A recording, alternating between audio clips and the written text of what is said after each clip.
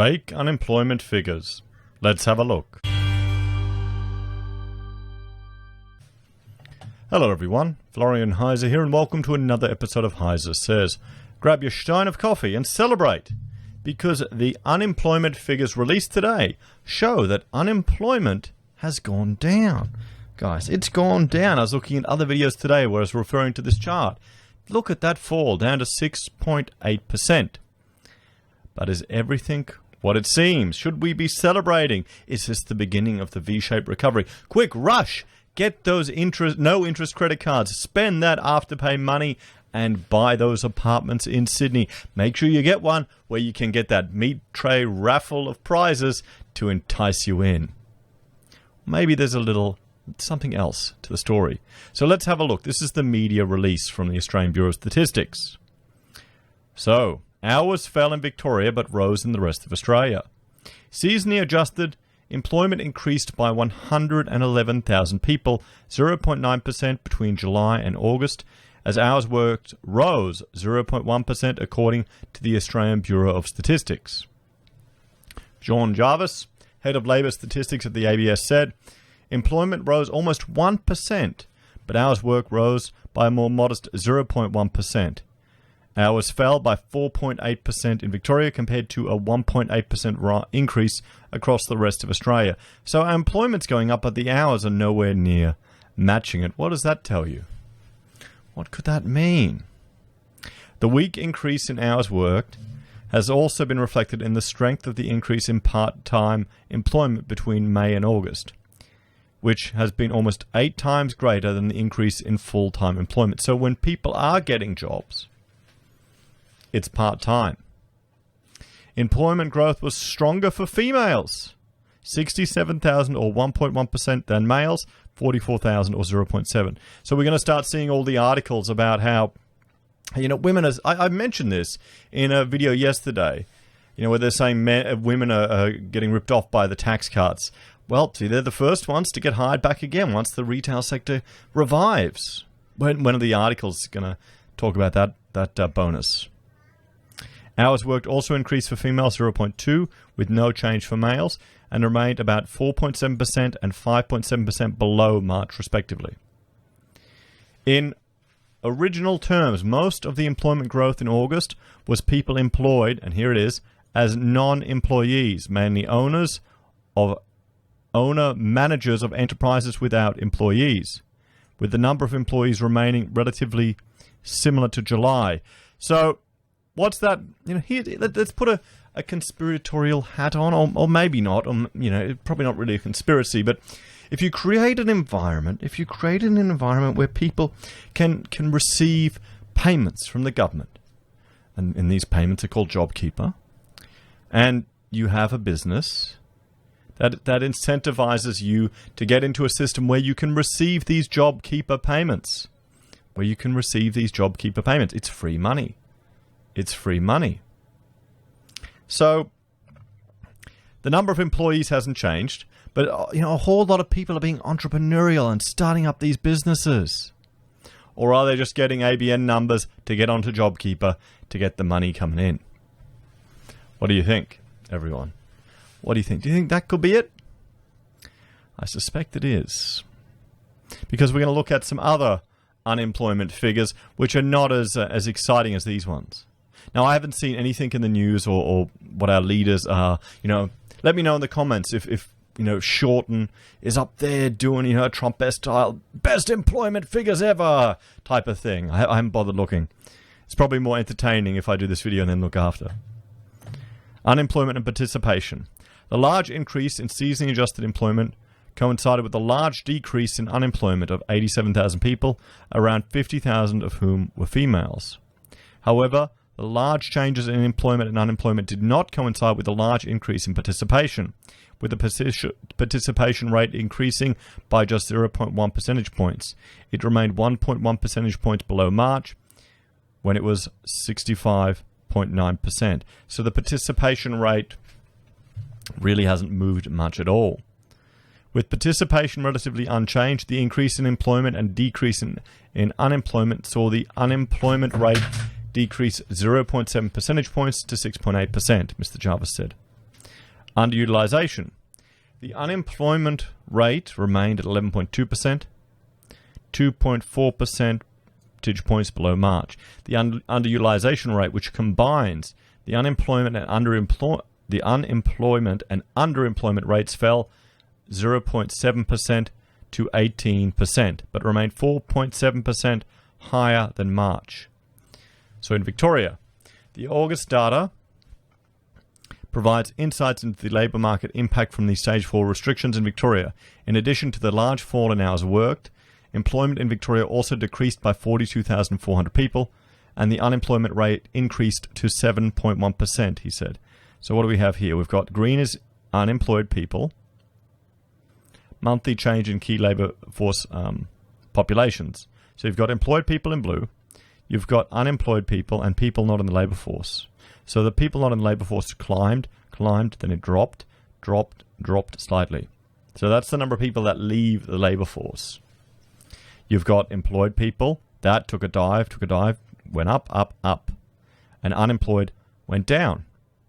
So here you had people leaving, you had employed people increasing in May and June, but there were also people leaving the labour force in this month. So today's release includes additional analysis of hours worked, included for those people working 0 hours, analysis of employment and hours for the states and territories, and analysis of employment changes for employees and non-employees. It also contains comparisons with US and Canadian data. We can have a look there. So, I mean, should someone who is employed but working 0 hours be considered employed? Is that a productive activity for the civilization, bringing our nation further ahead?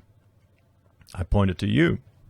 So let's have a look at some, key figures. Let's look at some key figures here. And what do we have? Can you see all that? Yep, you can. So employed people. So this is the change. We'll look at the delta change from August last year to this year is down 2.6%. Unemployed people is up 28.8%. The unemployment rate is up 1.6. The underemployment rate is up 2.7, and the participation rate is down 1.4. Monthly hours worked is down 5.1%. So that's the real concern. If we look from last month to this month, employed people is up. The unemployed is down. We've got down. This is more important, the yearly change. What would this figure be if we didn't have those 100,000 people, those large portion of people that are going into small business? There's the unemployment rate taken down. So increased to 110,000, 111,000. And we've got here states and territory key figures as well. What do we want to see here? So until August, many of the changes in employment and hours worked had been broadly similar across states. However, the Stage 4 restrictions in Melbourne and Stage 3 in regional Victoria during August resulted in a divergence in labour market outcomes between Victoria and the rest of Australia. Okay, and this article highlights the rest of the changes. We can see that here. You can look at here. Monthly employment growth, states and territories seasonally adjusted. So NAT, look at that growth. ACT up, Tasmania up, Western Australia, South Australia, even Queensland. Look at Victoria. So it's pulling us down. We can have the seasonally adjusted, the employment index, so Victoria is doing worse than the rest of Australia. This is the thing, though, hours worked. Look at this, hours worked, it's all going down. For ACT, funny, civil servants. But let's jump over to another website. Another website that, provides an alternative here. This is the Roy Morgan. And they've got their employment estimates compared to the ABS. Now, what do you think their unemployment rate is going to be? Before we go down here, let's have, let us know in the comments. I'll have a shot of coffee and we'll play a game. Write down in the comments what you think the unemployment rate will be at Roy Morgan. Do you think that, write down if you think it's gone up or if it's gone down. Okay, if it's up or down. Okay, have you all done it? Let's go have a look. And of course, it's right down the bottom. There you go. August, it is 13.8%. In July, 12.4%. 5%. So it's gone up from August to July. From June to July, it's gone down. It's gone down. So there you can see, guys, it's gone up. Their underemployment rate has gone. Well, no, sorry. This is unemployment. Look at the ABS. It's gone down. So what do you think, guys? Do you think the argument that this is a whole bunch of people jumping on the Jobkeeper bandwagon that's affecting the unemployment statistics? What about all those people working 0 hours? I mean, 0 hours. We'll have a look here. Because hours worked fell by 9.5% between March and April in seasonally adjusted terms, which was double the fall in employed people. This is a large fall in April. The decline in hours worked slowed considerably into May, with hours worked decreasing by a further 1%. Between May and June, hours worked began to recover, increasing by 4.2% along a 1.9% increase in employment. In July, hours worked increased by 1.3%. While employment continues to grow strongly in August, up 0.9%, the recovery in hours worked slowed, with a 0.1% increase recorded. This small increase reflected a 4.8% decrease in hours worked in Victoria, with all other states and territories recording a combined 1.8%. We can see here. I mean, there you go, guys. So, there we have it. Our unemployment rate, unemployment rate has plunged. But once again, I'd argue more for the Roy Morgan data. I suspect it is a whole lot of people jumping on the Jobkeeper bandwagon, and you can't blame people for taking advantage. You can't blame people for taking advantage. I mean, I had my neighbor, he was getting it. He didn't need it, he was getting it. Because he was a contractor. How many one-man contractors are there? It'd be like me getting it. Maybe I should look. Oh, it's too much effort. It's too much effort. Anyway, guys, let me know your thoughts and opinions. Do you think this is a real employment? Or just, fake numbers to get some of that sweet, sweet government money? As always, thanks for watching. Please like, share, and subscribe to the channel. If you're a fan and want to support the content I create here, there are a few ways you can. You can join the channel on YouTube or Patreon. You can support us using our affiliate links at Amazon, eBay, Independent Reserve, or Kucoin.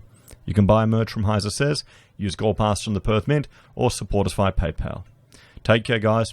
I'll see you all next time. Bye for now.